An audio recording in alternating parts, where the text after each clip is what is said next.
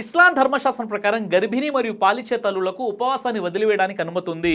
ఎప్పుడు అంటే తనకు లేదా తన బిడ్డ ఆరోగ్యానికి హాని కలగవచ్చనే భయం ఉంటే.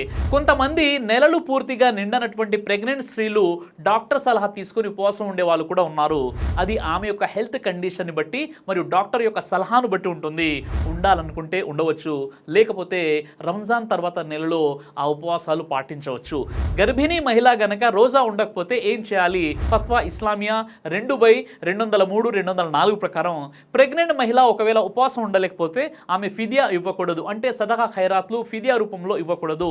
రంజాన్ తర్వాత నెక్స్ట్ రంజాన్ లోపు ఆమె యొక్క పరిస్థితులను బట్టి రోజాలు పూర్తి చేయాలి. ఫత్వా ఇస్లామియా 2/192-193 ప్రకారం. ఫిదియా ఎలాంటి వాళ్ళ కోసం అంటే కొన్ని వ్యాధుల వల్ల రోజా ఉండలేకపోతారో, కొన్ని రకాల వ్యాధుల వలన వ్యాధి తీవ్రత వల్ల రోజా ఉండలేకపోతారో అలాంటి వారు ఫిదియా చెల్లించాలి. అంటే తీవ్రమైన దీర్ఘకాలిక వ్యాధులతో బాధపడుతున్న వారు ఒకవేళ వారు కనుక ఉపవాసం పాటించినట్లయితే వారికి ఆరోగ్య ప్రమాదం ఉంది అని ఎవరికైతే తెలుస్తుందో అలాంటి వారు ఉపవాసాలకు బదులుగా ఫిదియా చెల్లించాలి. అలాగే వయోవృద్ధులు ఎవరైతే ఉపవాసం ఉండడం వల్ల వారి ఆరోగ్యం క్షీణిస్తుందో వారు కూడా రోజాకు బదులుగా ఫిదియా చెల్లించాలి. ఖురాన్లోని సూర బఖరా 2/185 ప్రకారంగా వ్యాధిగ్రస్తుడైన వాడు లేక ప్రయాణంలో ఉన్నవాడు ఆ ఉపవాసాలను వేరే దినాల్లో పూర్తి చేయాలి.